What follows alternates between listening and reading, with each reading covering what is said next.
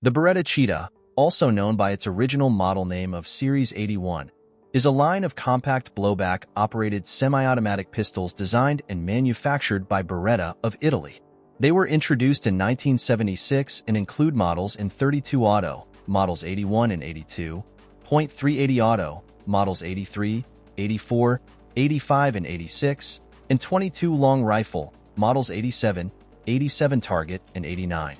The Model 87 appeared to be a cheetah frame with the trigger squared a little in front.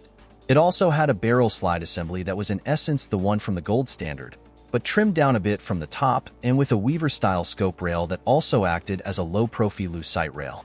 BB-marked models have the following additional features: loaded chamber indicator, automated firing pin safety, half-cock position, and finish was blued steel. Beretta still manufactures the Cheetah in Italy with limited imports to the USA each year. This one on video has a long barrel frame but with a standard barrel.